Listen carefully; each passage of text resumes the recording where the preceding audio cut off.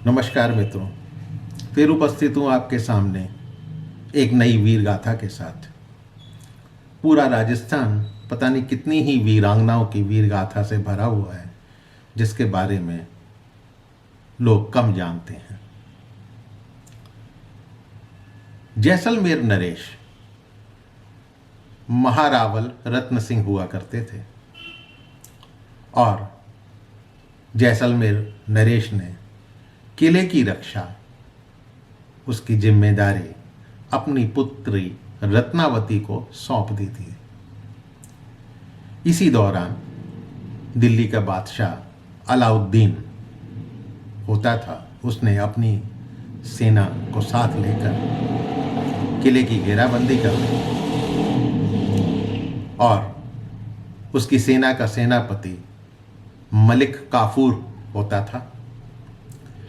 तो किले के चारों ओर मुगल सेना ने घेरा डाल दिया।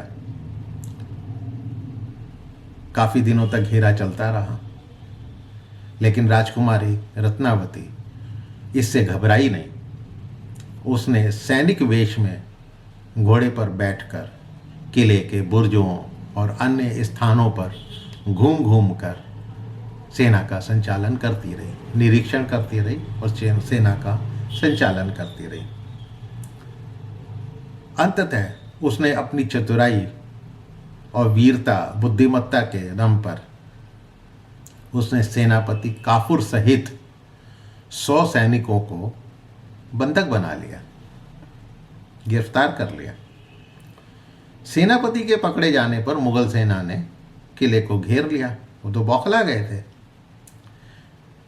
अब दिक्कत आने लगी। किले के भीतर का अन्न समाप्त होने लगा था, रसद समाप्त होने लगी थी।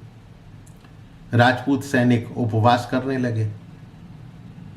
रत्नावती भूख से दुर्बल होकर पीली पड़ गई थी, किंतु ऐसे संकट में भी राजकुमारी रत्नावती द्वारा राजधर्म का पालन करने में उसने कोई कसर नहीं छोड़ी। अपने सैनिकों को रोज 1 मुट्ठी और मुगल बंदियों को 2 मुट्ठी अन्न रोज दिया जाता रहा। ये देखिए, जिन मुगल सैनिकों ने किले पर आक्रमण किया था और जो बंदी बना लिए गए थे, उनको 2 मुट्ठी अन्न और अपने सैनिकों को सिर्फ 1 मुट्ठी अन्न।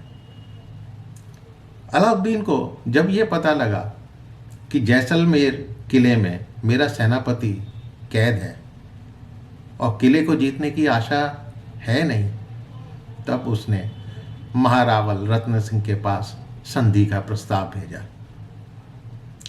राजकुमारी ने एक दिन देखा कि मुगल सेना अपने तंबू डेरे उखाड़ रही है और उसके पिता अपने सैनिकों के साथ चले आ रहे हैं। जब मलिक काफूर को किले से छोड़ा गया, तब उसने बादशाह से कहा कि ये राजकुमारी साधारण लड़की नहीं, ये तो वीरांगना के साथ देवी भी है। इन्होंने खुद भूखी रहकर हम लोगों का पालन किया है। ये पूजा करने योग्य, आदरणीय है। तो ये थी कथा उस वीरांगना की, जिसका आदर और उसकी प्रशंसा मुगल सैनिकों ने भी करी थी। ऐसी थी राजकुमारी रत्नावती, जैसलमेर किले की राजकुमारी। आशा करता हूँ आपको ये कहानी पसंद आई होगी। अपने इष्ट मित्रों के साथ इस कहानी को शेयर कीजिएगा, अपनी आगे आने वाली जनरेशन को सुनाइएगा।